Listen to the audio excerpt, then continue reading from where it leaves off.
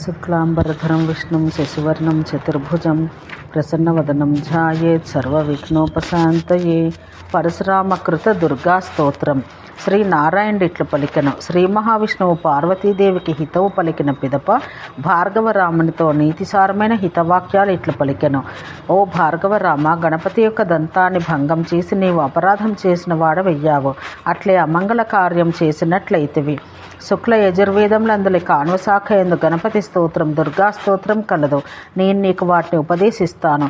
ఆ స్తోత్రాలచే గణపతిని, దుర్గాదేవిని స్తోత్రం చేయము. ఈ దుర్గాదేవి శ్రీకృష్ణుని యొక్క పరాశక్తి రూపిణి, అతని యొక్క బుద్ధి రూపిణి. అందువల్ల ఆ దేవి కోపిస్తే నీ బుద్ధి అంతా నాశనం కాగలదు. ఈ దేవి సర్వశక్తి స్వరూపిణి. ఈ దేవి వల్లనే శ్రీకృష్ణ పరమాత్మ సహితం శక్తిని పొందుతున్నాడు. ఈ దేవి లేకపోతే బ్రహ్మదేవుడు లోక సృష్టి చెయ్యలేడు. అట్లే త్రిమూర్తుల మగు మాకు ఆ దుర్గాదేవి తల్లి అగుచున్నది. దేవతలందరూ రాక్షసులచే పరాజితులై ఉన్న సమయాన ఆ దేవతల శక్తులన్నింటినీ ఒకచోట కలిపినందున ఈ దుర్గాదేవి ఆవిర్భవించింది. ఆమె శ్రీకృష్ణుని యొక్క ఆజ్ఞ అనుసరించి రాక్షసులందరినీ సంహరించి దేవతలకు వారి వారి పదవులొసగినది. పూర్వం ఈ దేవి దక్ష ప్రజాపతి చేసుకున్న తప ఫలితంగా అతనికి కూతురై జన్మించింది. తర్వాత శంకర్ను వివాహం చేసుకుని తన తండ్రి భర్తను నిందించిన రోషంతో శరీరత్యాగం చేసింది.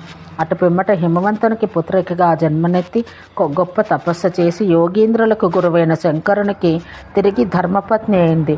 ఆమె చేసిన తపస్సుకు ఫలితంగా శ్రీకృష్ణుని ఆరాధన చేసినందుకు ఫలితంగా శ్రీకృష్ణుని యొక్క అంశస్వరూపుడైన గణపతి ఆమెకు పుత్రుడుగా లభించెను. ఓ భార్గవరామ, నీవు ప్రతిదినం శ్రీకృష్ణుని ధ్యానించుకుంటున్నావు, కానీ శ్రీకృష్ణాంశభూతుడైన గణపతిని గుర్తించుకున్నావు. ఈ పార్వతీ తనయుడు అంశరూపాన ఉన్న శ్రీకృష్ణ పరమాత్మయే అని బ్రాహ్మణ బాలకుడు పరశురామునితో పలికెను. ఓ భార్గవరామ, నీవు చేతులు జోడించుకుని తల వంచుకుని శివుని భార్యకు దుర్గాదేవిని స్తుతించము. ఆ దేవి మంగళ రూపిణి, మంగళాలను ఒసగున్నది, శివునికి చెందినది, మంగళకారిణి, శివునికి ప్రియురాలు.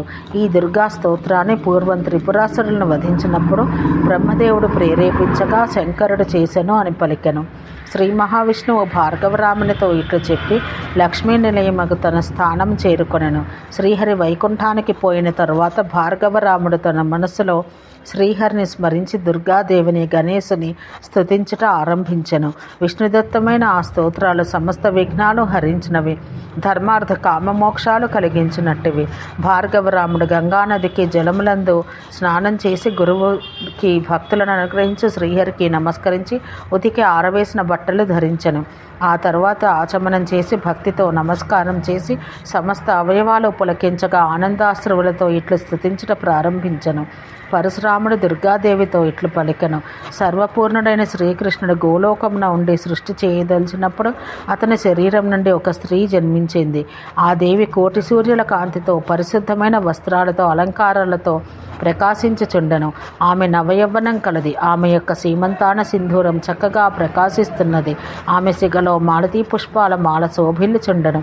ఆమె ఆకారం చాలా అందంగా ఉండెను. ఆ దేవి మోక్షాన్ని అభిలషించు భక్తులకు మోక్షమిచ్చును. ఆమె స్వయంగా మహావిష్ణువుకు విధి అవుతున్నది. అట్టి సర్వమోహినివకు నిన్ను చూచినంత మాత్రానే మహావిష్ణువు మోహపరవశుడయ్యను.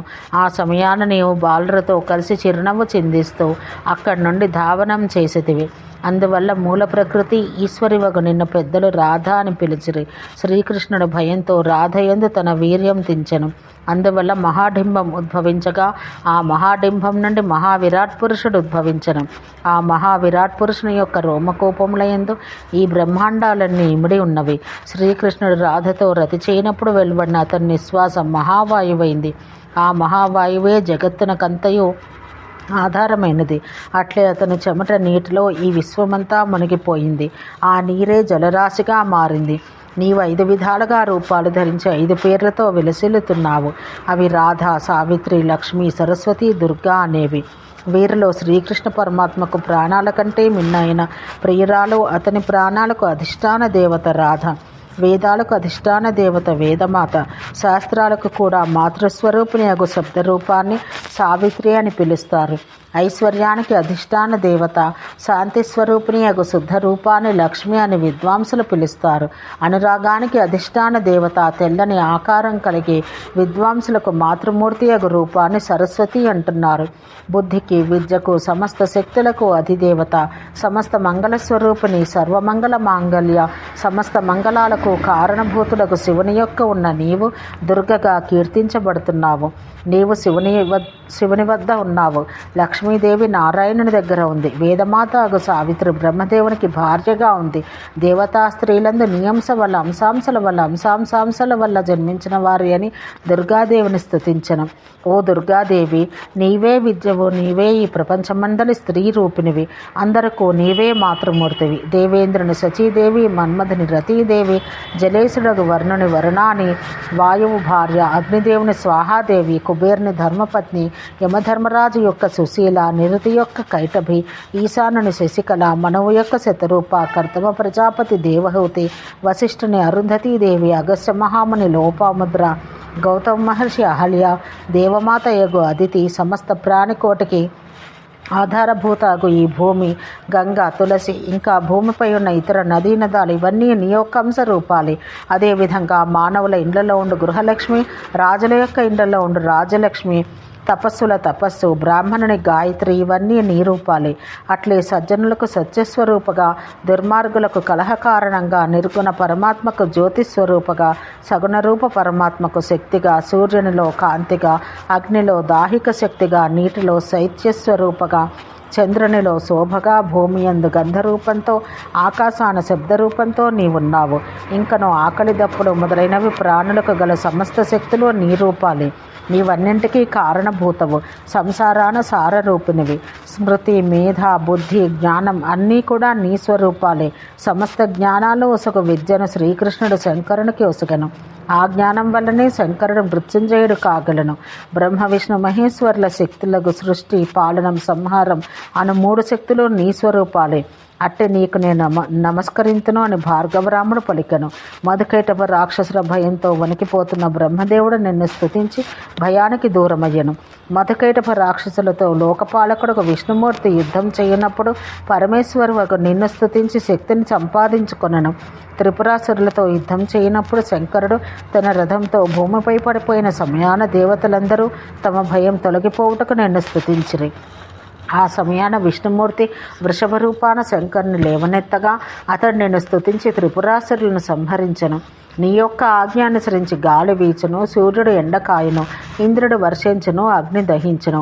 అట్లే నీ ఆజ్ఞ వల్ల కాలం వేగంగా తిరుగుతున్నది, ప్రాణులకు మృత్యువు కలుగుతున్నది. సృష్టికర్తయగు బ్రహ్మదేవుడు విశ్వసృష్టి చేయగలుగుతున్నాడు.